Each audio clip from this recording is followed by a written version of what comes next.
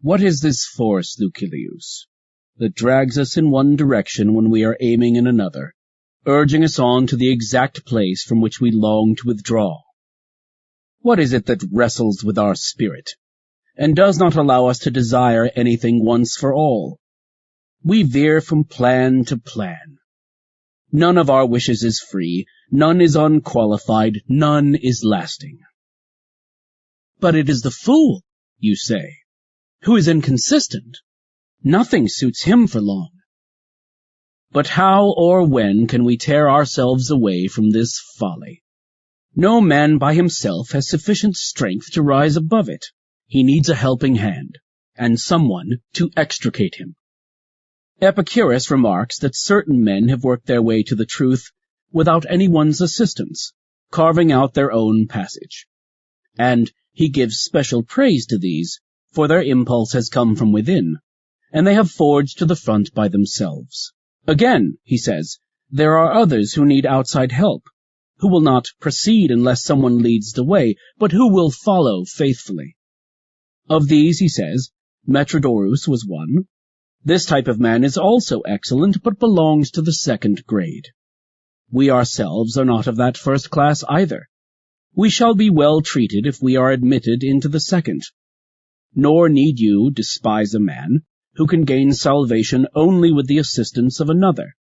The will to be saved means a great deal too. You will find still another class of man, and a class not to be despised, who can be forced and driven into righteousness, who do not need a guide as much as they require someone to encourage and, as it were, to force them along. This is the third variety. If you ask me for a man of this pattern also, Epicurus tells us that Hermachus was such, and of the two last-named classes, he is more ready to congratulate the one, but he feels more respect for the other, for although both reached the same goal, it is a greater credit to have brought about the same result with the more difficult material upon which to work. Suppose that two buildings have been erected, unlike as to their foundations, but equal in height and in grandeur.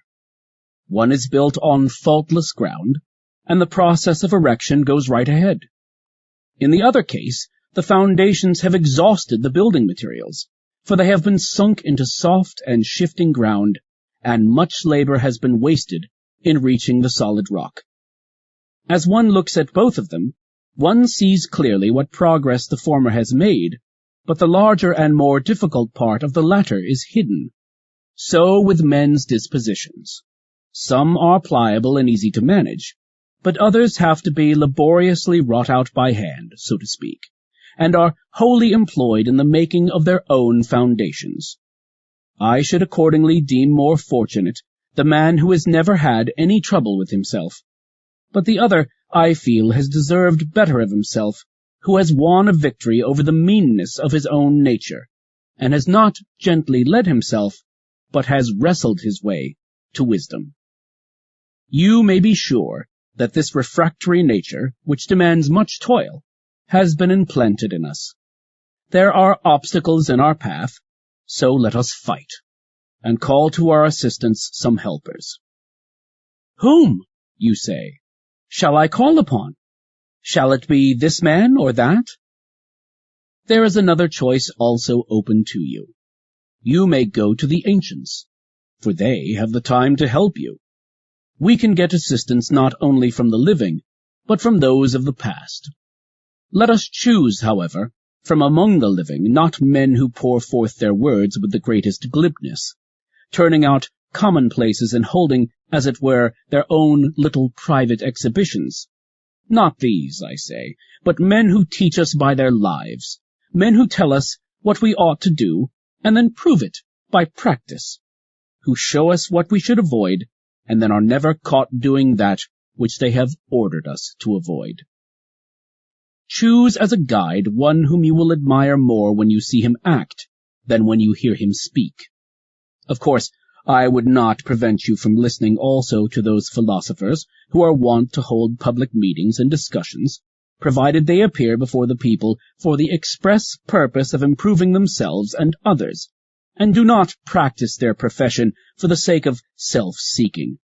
For what is baser than philosophy courting applause? Does the sick man praise the surgeon while he is operating? In silence and with reverent awe submit to the cure. Even though you cry applause, I shall listen to your cries as if you were groaning when your sores were touched. Do you wish to bear witness that you are attentive, that you are stirred by the grandeur of the subject? You may do this at the proper time. I shall, of course, allow you to pass judgment and cast a vote as to the better course. Pythagoras made his pupils keep silence for 5 years. Do you think that they had the right on that account to break out immediately into applause? How mad is he who leaves the lecture room in a happy frame of mind simply because of applause from the ignorant? Why do you take pleasure in being praised by men whom you yourself cannot praise? Fabianus used to give popular talks, but his audience listened with self-control. Occasionally a loud shout of praise would burst forth, but it was prompted by the greatness of his subject, and not by the sound of oratory that slipped forth pleasantly and softly. There should be a difference between the applause of the theatre and the applause of the school, and there is a certain decency even in bestowing praise. If you mark them carefully, all acts are always significant, and you can gauge character by even the most trifling signs. The lecherous man is revealed by his gait, by a movement of the hand, sometimes by a single answer, by his touching his head with a finger, by the shifting of his eye. The scamp is shown up by his laugh, the madman by his face and general appearance. These qualities become known by certain marks, but you can tell the character of every man when you see how he gives and receives praise. The philosopher's audience, from this corner and that, stretch forth admiring hands, and sometimes the adoring crowd almost hang over the lecturer's head. But if you really understand, that is not praise. It is merely applause. These outcries should be left for the arts which aim to please the crowd. Let philosophy be worshipped in silence. Young men, indeed, must sometimes have free play to follow their impulses, but it should only be at times when they act from impulse, and when they cannot force themselves to be silent. Such praise as that gives a certain kind of encouragement to the hearers themselves, and acts as a spur to the youthful mind. But let them be roused to the matter and not to the style. Otherwise, eloquence does them harm, making them enamored of itself, and not of the subject. I shall postpone this topic for the present.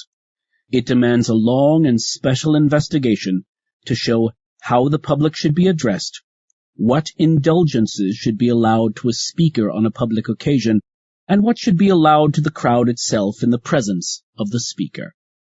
There can be no doubt that philosophy has suffered a loss, now that she has exposed her charms for sale. But she can still be viewed in her sanctuary, if her exhibitor is a priest, and not a peddler. Farewell.